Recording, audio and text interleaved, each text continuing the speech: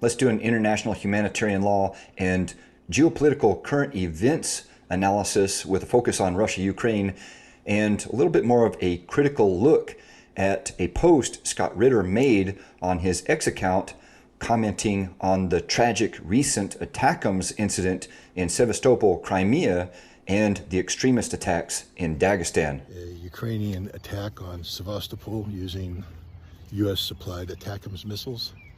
And the second, a terrorist attack in Dagestan that appears to have all the hallmarks of Western involvement.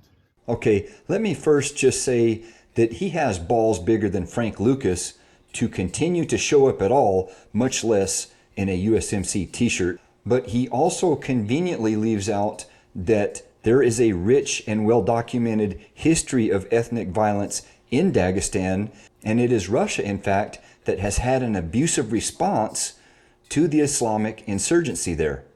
It's more than just a proxy engagement, given the necessity of preparation, intelligence support, etc. This is a direct attack on Russia by the United States, by NATO, and by non-NATO European entities. To his credit, he says this. Now, some people are saying that the Ukrainians deliberately attacked a beach in Sevastopol. The evidence shows that this most likely is not the case, that 5 ATACMS missiles were fired, 4 were shot down. The 5th one being shot down dispersed either cluster bombs or fragments from the destroyed missile onto the beach. The Ukrainians made a decision to use ATACMS missiles equipped with cluster munitions against a city, a civilian city.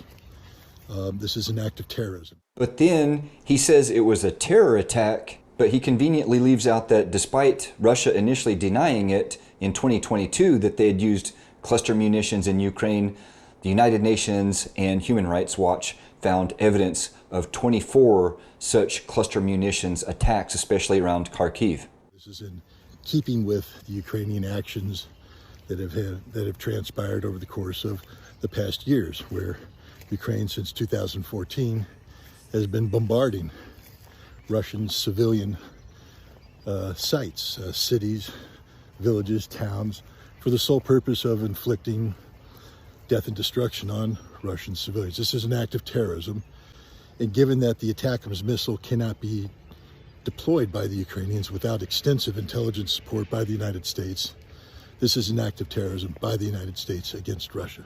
He goes on to expand upon his Dagestan theory here. The same can be said about the attacks in Dagestan. These are deliberately designed to disrupt the civil life of the Russian Federation. Dagestan is part of the Russian Federation.